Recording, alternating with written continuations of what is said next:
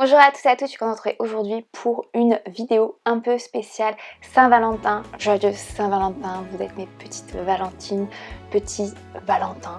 Aujourd'hui j'avais envie de vous partager une sélection de livres spécial amour. J'ai pas envie de dire que c'est de la romance parce que justement j'ai essayé de sortir un peu des sentiers battus, même si je vais vous recommander quelques livres de romance, pour vous partager des livres avec des très belles histoires d'amour où l'histoire d'amour n'est pas forcément le centre de l'attention, mais la trame de fond avec cette histoire d'amour fait que tout le livre est magnifique. Je me suis vraiment limitée, j'ai essayé d'être concise et de choisir un peu, mais je pense que si je réfléchissais encore dans tous mes livres, dans ma bibliothèque, et d'ailleurs c'est là où je me suis aperçue que ma bibliothèque n'était vraiment pas bien rangée puisqu'il y a un livre que j'adore et que je ne retrouve pas. Peut-être que je l'ai prêté, on me l'a pas encore rendu. Rendez les livres quand on vous les prête s'il vous plaît. Voilà, j'avais envie de vous partager ça à l'occasion de la Saint-Valentin.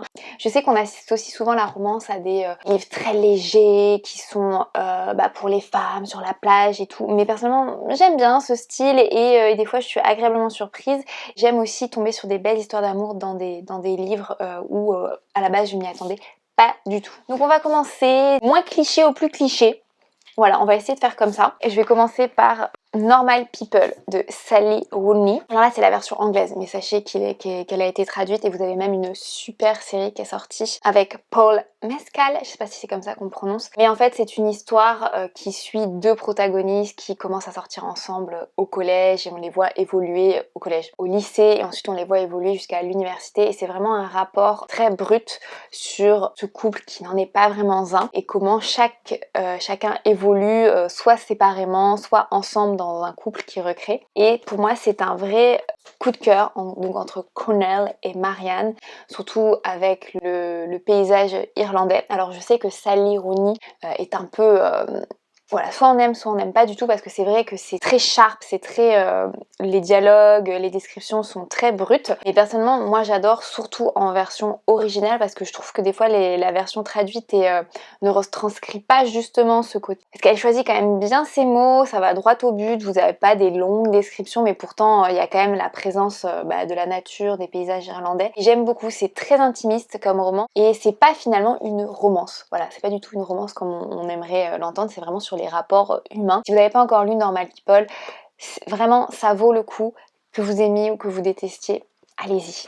Encore un livre en anglais mais il est traduit, donc c'est Where the Crawdad Sings, donc c'est là où les écrevisses chantent et je sais pas, j'ai pas du tout retrouvé, je l'ai aussi en version française. Alors je sais que l'autrice est problématique mais j'ai encore revu, le film est disponible, donc il a été adapté au cinéma et il est disponible actuellement sur Amazon Prime. Le roman suit Kaya qui donc vit dans les marais, et il y a quand même une histoire d'amour dans ce roman que je trouve magnifique et qui a le mérite en fait d'exister.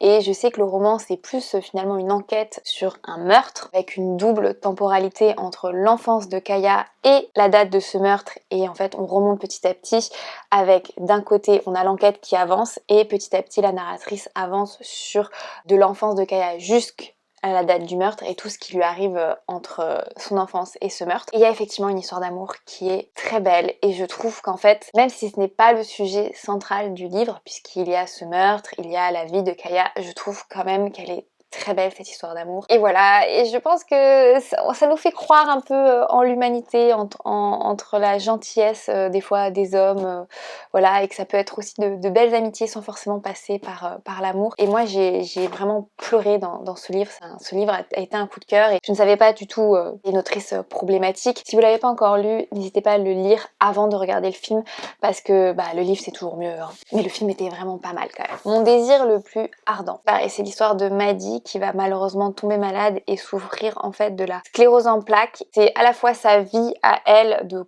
comment en fait elle tombe malade, comment en fait sa vie évolue, mais il y a aussi toute cette magnifique histoire d'amour avec son époux Dalt qui s'embarque avec elle dans cette vie compliquée. Et ah là là, rien que d'y penser, ça me donne les larmes aux yeux quoi. Ce roman, un 5 étoiles franchement, c'est pas de la romance, là c'est vraiment de l'amour avec un grand A. Il se passe pas que du love, hein. Vous avez toute sa vie, son existence romantique, c'est poignant, ce livre, je vous en avais parlé je crois en 2000, pas l'année dernière, je pense que je l'ai lu en 2022. Enfin, c'est pour moi, à chaque fois que je pense à une magnifique histoire d'amour, je pense tout de suite à mon désir le plus ardent. Et contrairement à ce que son titre indique, non, je crois qu'il n'y a pas de sexe dedans. Voilà, je préfère le dire. Il y a des scènes de sexe, il me semble, une fois, mais c'est poétique. Et le pire, c'est que j'arrive pas à me dire que c'est un homme qui l'a écrit, parce qu'il l'a écrit après, de toute manière, Pete Fromm. C'est magique ce qu'il écrit. J'aime tout ce qu'il fait, mais celui-là, les amis, waouh! Donc Maddie est malade, souffre d'une sclérose en plaques. On sait que les pourcentages sont assez clairs, que les hommes ont tendance à quitter leurs femmes beaucoup plus que les femmes quittent leurs hommes quand ils tombent malades. Et bah là, ça vous fait de nouveau croire en l'humanité, croire en des hommes, voilà. Je vais passer à un autre livre que je n'ai pas physiquement, je pense que j'ai dû le prêter à quelqu'un. Donc c'est La mémoire de l'eau.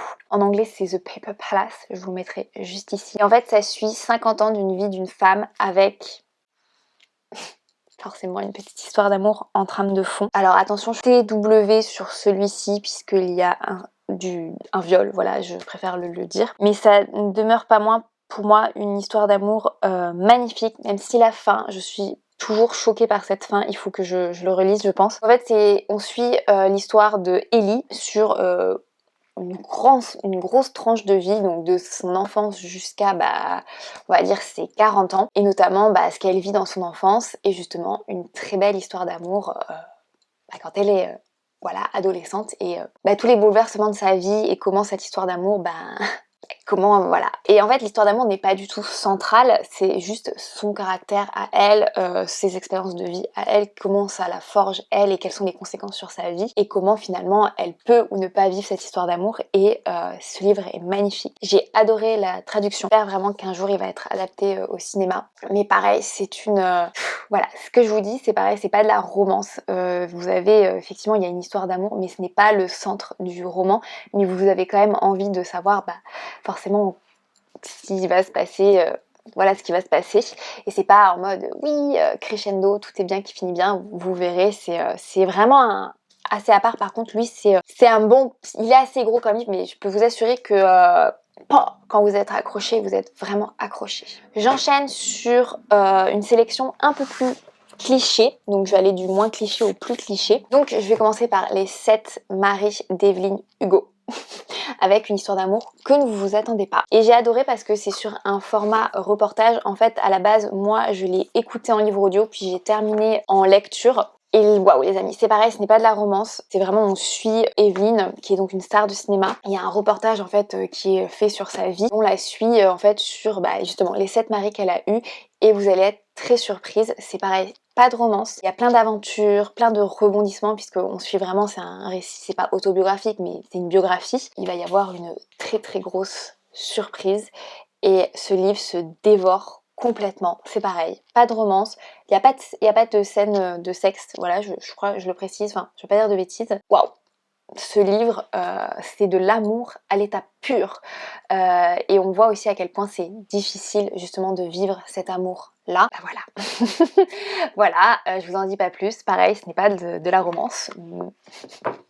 On enchaîne et on va aller dans le de plus en plus cliché avec Baptiste Beaulieu. Bon, j'aurais pu en prendre un autre de Baptiste Beaulieu, notamment c'est Toutes les histoires d'amour, je crois, qui est aussi magnifique. Enfin bref, plus je réfléchis à d'autres livres à vous conseiller sur de belles histoires d'amour, plus j'en ai. Mais écoutez, il fallait que je me restreigne. Donc celle qui l'attendait, c'est une histoire d'amour. Donc vous voyez, le livre est assez rapide. Donc effectivement, c'est une histoire d'amour. Pareil, c'est pas de la romance, qui est magnifique. Pareil, si je devrais la comparer à Normal People, c'est vraiment sur les rapports humains, des fois très difficiles, et à quel point justement la vie peut bouleverser une très belle histoire d'amour, et tout bouleverser, tout faire exploser, c'est le cas de le dire. Et oh là là, en fait c'est ouf parce qu'à chaque fois non mais je vais avoir mes règles, c'est obligé, parce que si je suis sensible comme ça, c'est obligé que c'est ça.